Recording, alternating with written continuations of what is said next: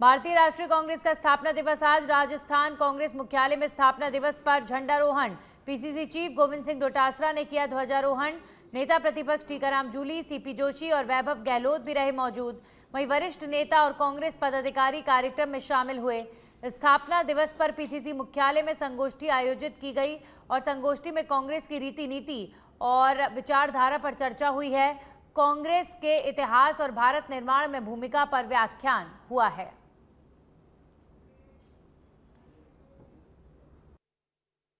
देश को आज़ाद कराने वाली वो कांग्रेस पार्टी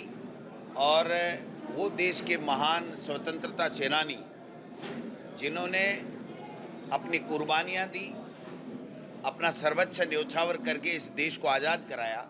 आज उस देश की आज़ादी को पुनः खतरा मंडराने लग गया है कि जो जिस तरीके की सत्ता केंद्र में बैठी हुई है वो सत्ता हमारे संविधान को कुचलने में लगी है,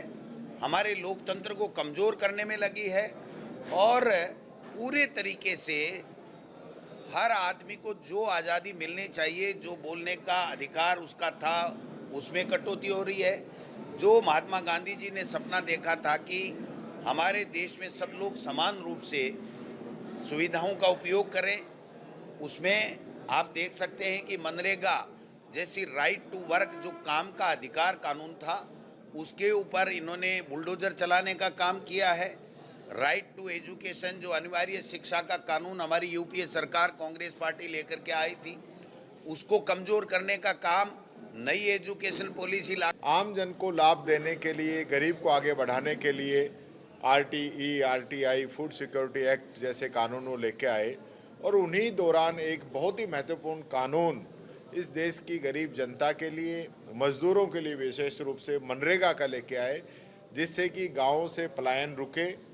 गाँव के अंदर संपदा आए, लोगों को गाँव के अंदर रोजगार मिले और लोगों को समृद्ध किया जाए। इस दिशा में काम किया गया और ऐतिहासिक निर्णय जिसका फ़ायदा इस देश की जनता को मिला, लोगों में आर्थिक संपन्नता आई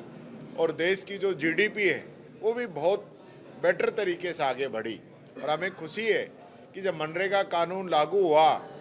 उस समय पंचायती राज के मंत्री हमारे राजस्थान से ही डॉक्टर सीपी जोशी जी थे, जो आज हमारे साथ भी हैं। और ऐतिहासिक कानून था, एक पूरी दुनिया ने देखा था कि ऐसा कौन सा कानून आ गया जो सबको रोजगार देगा, लेकिन